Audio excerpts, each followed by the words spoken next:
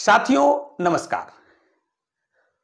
आज हम लोग इस वीडियो में सक्षमता 2 वैसे बिहार के नियोजित शिक्षक जिन्होंने सक्षमता 2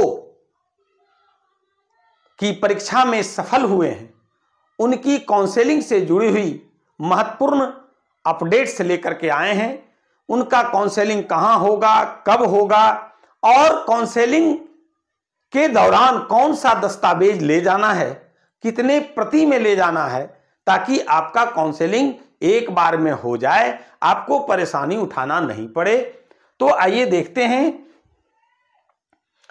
देखिए, माध्यमिक शिक्षा निदेशालय शिक्षा विभाग बिहार पटना के द्वारा एक आज आदेश जारी किया गया है और उस आदेश में जो मुख्य बातें हम लोग उस पर चर्चा करेंगे कि बिहार विशिष्ट शिक्षक नियमावली 2023 के नियम 4 के परिप्रेक्ष्य में बिहार विद्यालय परीक्षा समिति द्वारा स्थानीय निकाय शिक्षकों की सक्षमता परीक्षा 2024 द्वितीय का आयोजन माह अगस्त 2024 में आयोजित किया गया था।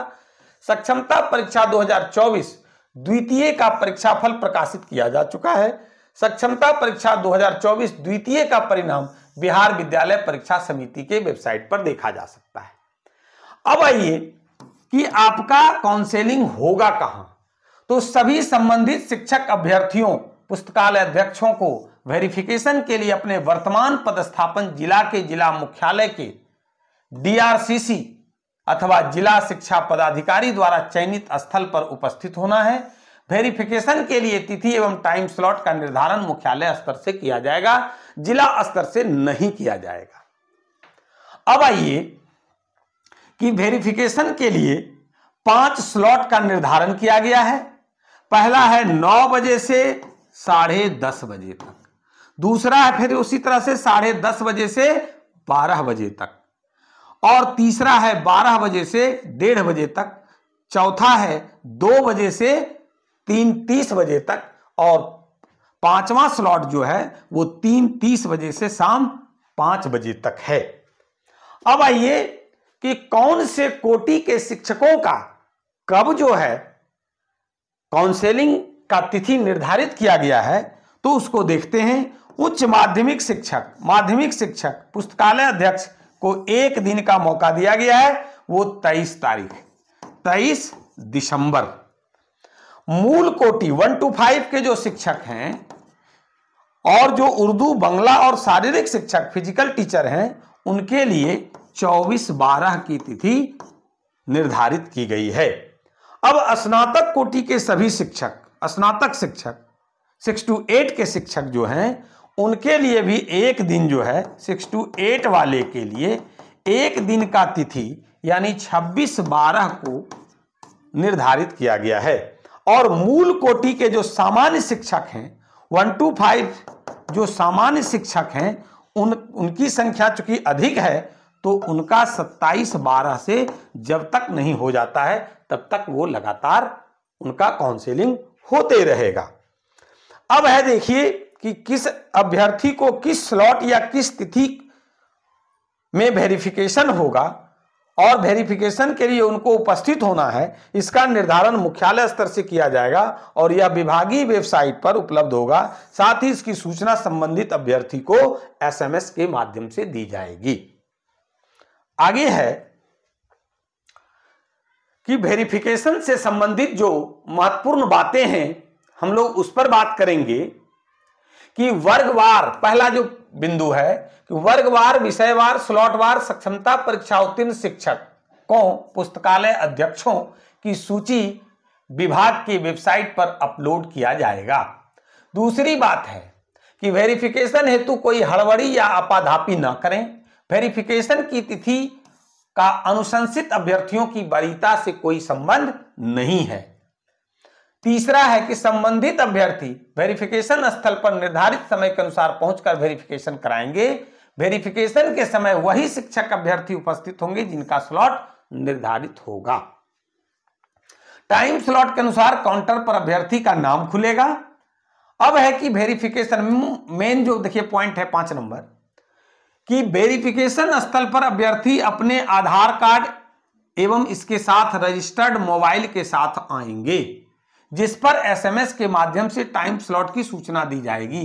वेरिफिकेशन स्थल में प्रवेश का आधार भी यही होगा और वहां पर एक एसएमएस भी आता है, वो मैसेज आएगा, ओटीपी आएगा, तभी आपका काउंसलिंग का कार्य प्रारंभ होगा। आगे है, वेरिफिकेशन में भाग लेने वाले शिक्षक अभ्यर्थी एक दिन के लिए ऑफिशियल ड्यूटी पर माने जाएंगे, यानी उस दिन आपको मार्क ऑन ड्यूटी पर हाजिरी बनाना है। वेरिफिकेशन के लिए निर्धारित तिथि एवं टाइम स्लॉट में स्थानीय स्तर पर कोई परिवर्तन नहीं किया जा सकेगा, क्योंकि यह मुख्यालय स्तर पर निर्धारित किया जा रहा है।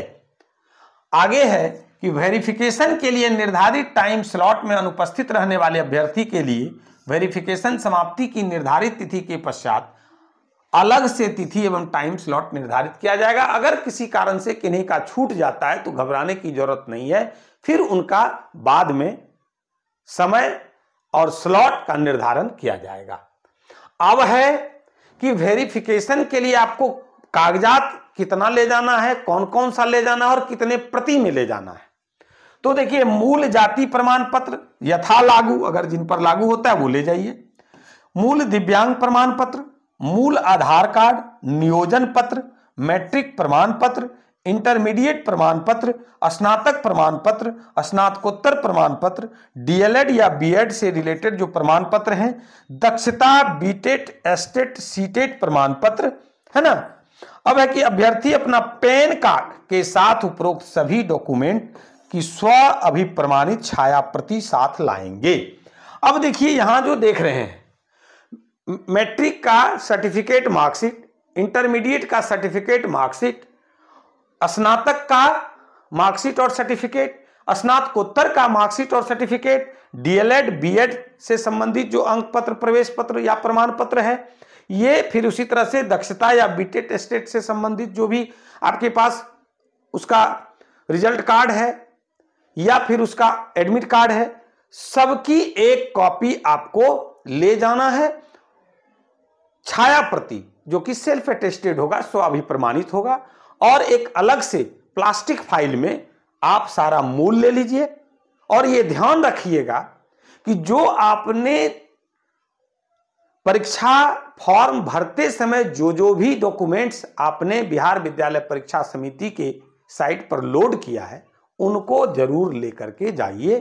एक कॉपी उसका सेल्फ अटेस्टेड जेरॉक्स कॉपी और उसका मूल प्रमाण पत्र ये ले जाना है। उसके साथ साथ देखिए, यहां पर हमने कहा पैन कार्ड भी साथ में आपको ले जाना है। इसके अलावे देखिए आपको क्या ले जाना है, तो बिहार विद्यालय परीक्षा समिति द्वारा जारी जो परीक्षा का मूल प्रवेश पत्र ले जाना है, इसका जेरॉक्स भी आप उसमें लगाएंगे। पासपोर्ट साइज का 3 फोटो ले जाएंगे, जैसा आपने परीक्षा में या एडमिट कार्ड पर या फॉर्म भरते समय उपयोग किए थे वही फोटो ले जाना है। कितना, तो 3 फोटो। कितना ले जाना है, 3 फोटो। इसके बाद अभ्यर्थी अपना बैंक अकाउंट नंबर के साथ कैंसल्ड चेक या पासबुक की एक प्रति ले जाना है आपको। ओरिजिनल भी ले लेंगे पासबुक साथ में, हालांकि वो मांगा नहीं जाता है। आप सेल्फ अटेस्टेड जेरॉक्स कॉपी एक या दे दीजिए या फिर कैंसल चेक ले जाइए। ये है महत्वपूर्ण बात आपके लिए। ये फिर देखिए जिला शिक्षा पदाधिकारी हेतु है, इस पर आपको बहुत ध्यान देने की जरूरत नहीं है। चलिए, इसके बाद है ये सब जो भी है ये किसके लिए है, वहां जो कर्मी रहेंगे उसके लिए है। तो फिलहाल इस वीडियो में बस इतना ही। आपको जुड़ने के लिए बहुत बहुत धन्यवाद, बहुत बहुत धन्यवाद।